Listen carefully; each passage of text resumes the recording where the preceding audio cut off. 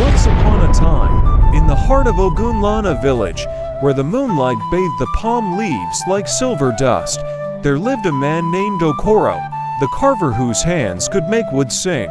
His carving smiled, his mask spoke without words, and his fame stretched from hill to valley. But behind his skill hid a restless spirit, a hunger to outshine even the unseen. "No spirit's hand is finer than mine," he boasted before the elders. "I will carve a mask so perfect that even the wind will bow to it." Elder Abeni warned him, "The leaf that shouts louder than the tree will be carried away by the storm." Another elder, Dogo, added, "Okoro, remember the drum that beats itself to pride soon bursts its skin." But Okoro only laughed, tapping his chest proudly. That night, when the moon hid behind clouds, Okoro walked into the Aji Grove, a sacred forest meant only for prayers, not for pride. He carried his knife and a horn lantern. "If the spirits create beauty," he whispered to himself, "why should man not do the same?" He found a strange tree, its bark shining like polished bronze, and began to carve. He shaped a mask that was to lifelike, to human, its wooden eyes seeming to blink in the dim light. As he worked, a soft wind brushed his ear. Not a voice, just a whisper, "Okoro." Some beauty is meant to remain unseen, but he smiled and carved on, saying, "Let even the wind watch, and learn from my hands." The wind grew still, the grove fell silent. Days passed, the festival of ancestors came. The village square blazed with torches, masks of warriors, dancers, and kings. The people sang and drummed. Then Okoro appeared, wearing his new mask. It shimmered like moonlight on river water. The crowd gasped in wonder. "Ha! It looks alive!" one villager shouted. "The carver has indeed outdone himself," cried another. But as Okoro danced and turned, he tried to lift the mask. It would not come off. It stuck, he struggled, his voice filled with panic. "Someone help me!" The drummers stopped. Silence fell upon the square. The mask's voice, soft yet clear, whispered from within, "You shaped me with pride, and now I will teach you humility." The crowd scattered in fear and awe. Days turned to nights, and Okoro stayed hidden in his hut. The mask refused to release him. It spoke softly each dawn, not in anger, but in sorrow.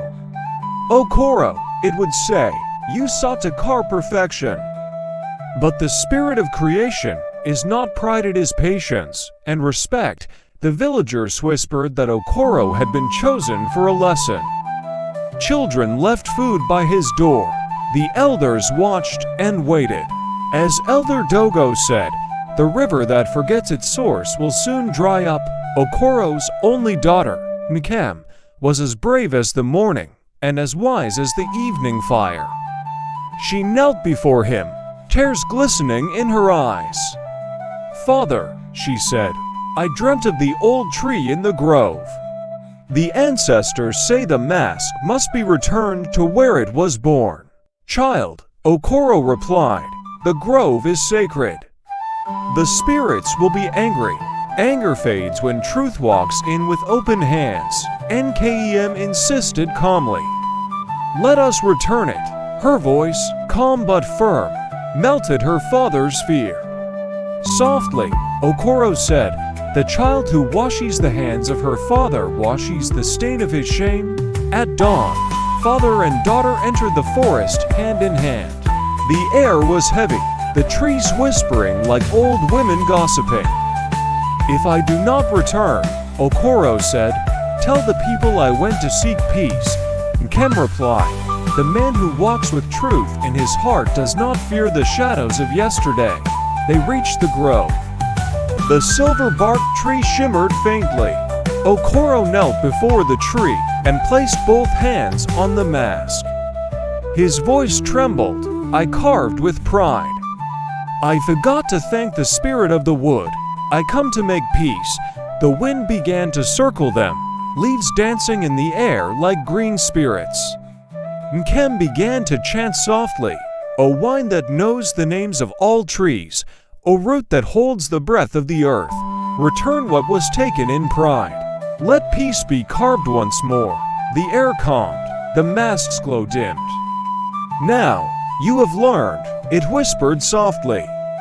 Creation bows to humility. The mask loosened and fell into Okoro's hands, light as a feather. He wept, but this time, in gratitude.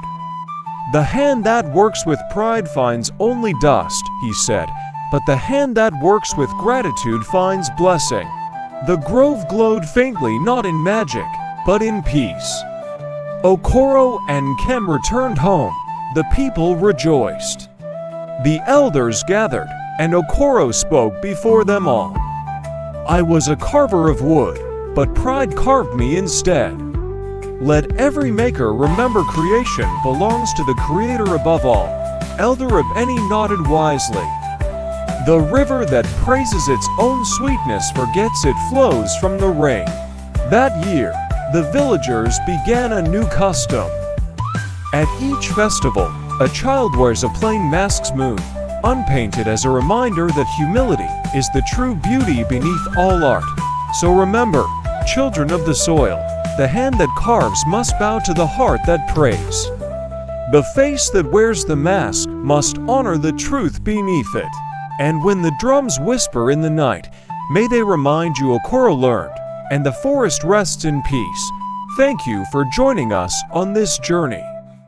If you enjoyed this story, please like, share, and subscribe for more tales from the heart of Africa.